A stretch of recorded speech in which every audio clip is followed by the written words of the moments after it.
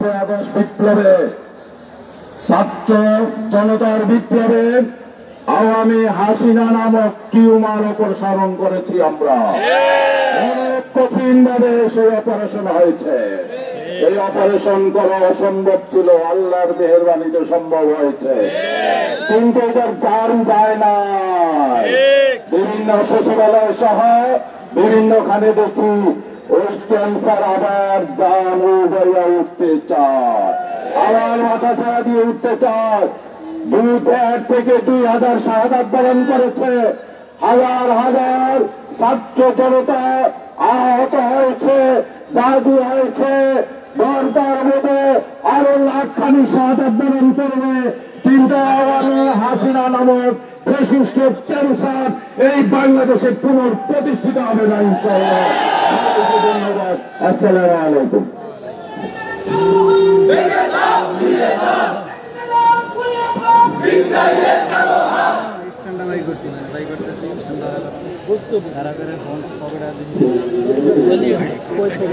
সংগ্রামী বন্ধুগণ, মধ্যপ্রাচ্য দরবার ইসরায়েলের আগ্রাসন ভারতে রাসূল সাল্লাল্লাহু আলাইহি ওয়াসাল্লামকে নিয়ে কটূর প্রতিবাদে ইসলামী আন্দোলন বাংলাদেশ ঢাকা মহানগর কর্তৃক আয়োজিত বিক্ষোভ মিছিল পূর্বক সমাবেশে এখন প্রধান অতিথির বক্তব্য রাখবেন বাংলাদেশের অন্যতম ভূমি বিদ্যাপীঠ চরমনাই কামিল মাদ্রাসার স্বনামধন্য প্রিন্সিপাল, ইসলামী আন্দোলন বাংলাদেশের কাশ্মীরের সিনিয়র সদস্য অধ্যক্ষ মৌলানা সৈয়দ মুসাদ্দিক বিল্লাহ আল মাদানী। বক্তব্য রাখবেন অধ্যক্ষ মৌলানা সৈয়দ মুসাদ্দিক বিল্লাহ আল মাদানী।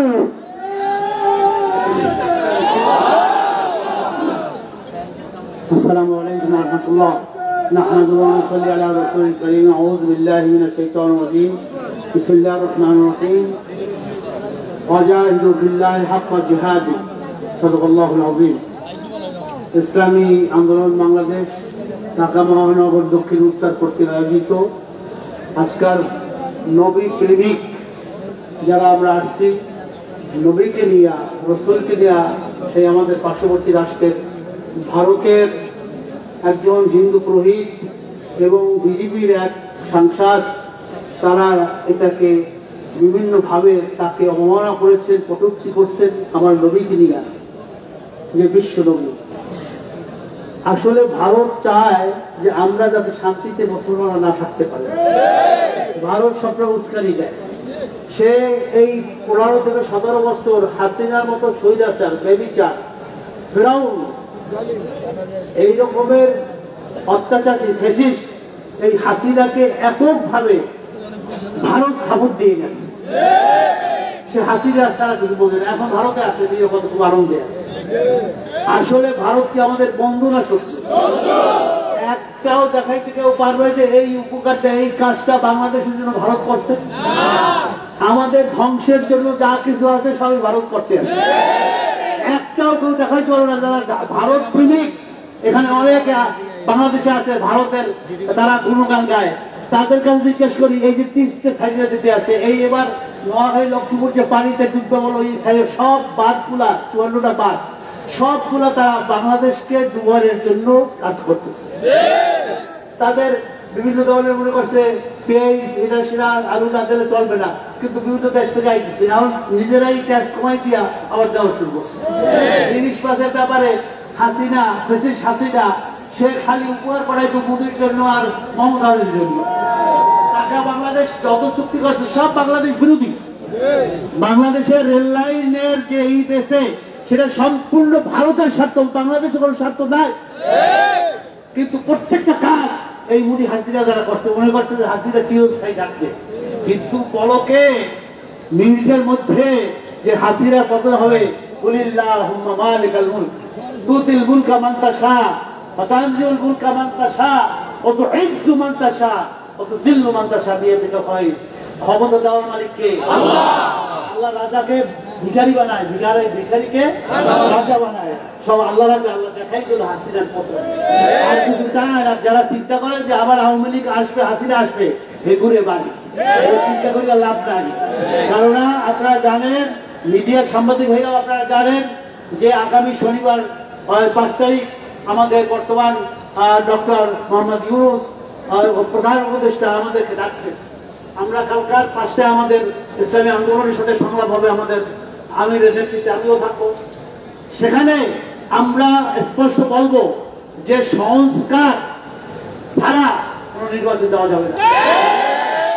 তাড়াহুড়ার কোনো ব্যাপার নাই। আগে এই যে 6টা কমিশন করছে, অন্যগুলা সব দুর্নীতি নির্বাচন কমিশন, অর্থনৈতিক ব্যাপার, প্রশাসন, পুলিশ থেকে শুরু করে সবগুলোর সংস্কার হবে, নির্বাচনের পরিবেশ হবে, তারপর আমরা নির্বাচনে যাবো।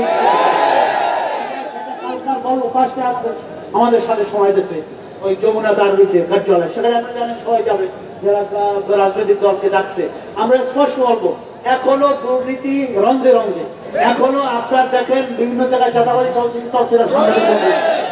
চাঁদাবাজি চলছে।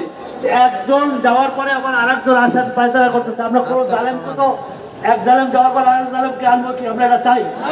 আমরা চাই দুর্নীতি মুক্ত, সন্ত্রাস মুক্ত, চাঁদাবাজি মুক্ত একটা দেশ, বসবাসের যোগ্য, যেখানে চুরি ঘুষ থাকবে না, সেখানে আমরা সবাই ভাই ভাই একসাথে বিশ্বকে দেখাই দেবো দ্বিতীয় বৃহত্তম মুসলিম দেশ বাংলাদেশ, ইনশাল্লাহ দুর্নীতি মুক্ত একটা দেশ। আমরা সবাই চাই না?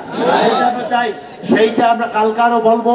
এবং পিআরের ব্যাপারে আপনারা জানেন যে প্রতীকে ভোট দেওয়া হবে। পিআর যদি ভোট দেওয়া হয়, ওইটা ব্যাপারে আমরা খুব জোরালো ভাবে ভূমিকা রাখতেছি। কালকারও সংলাপে সেখানে উপদেষ্টাও থাকবেন। আমরা বলবো যে পিআরের মাধ্যমে যদি ভোট দেওয়া হয়, সেই আপনার যার যার মার্কায়, তাহলে সব দল সরকার গঠন করতে অংশগ্রহণ করতে পারবে। সব দল একক কেউ ক্ষমতা আসলে সে কি হয়ে যায়, মানে ফ্যাসিস্ট হয়ে যায়।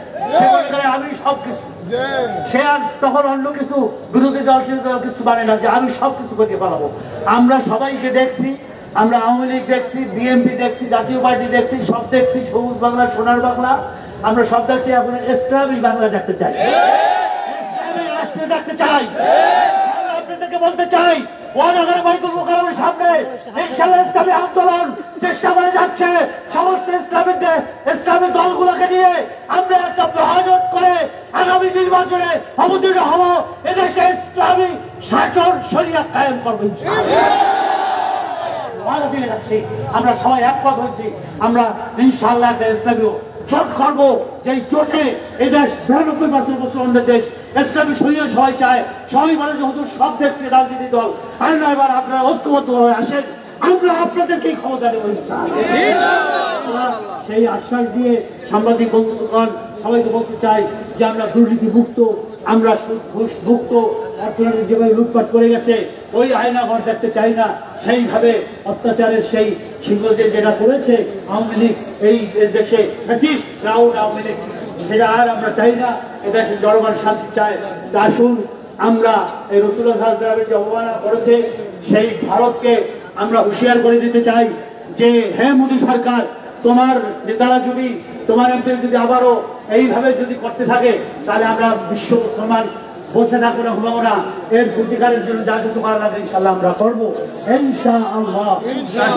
এর প্রতিবাদে, রসুলের অবদানের প্রতিবাদে এখন আমরা মিছিল করি, আমরা সবাই মিছিলের সঙ্গে করি।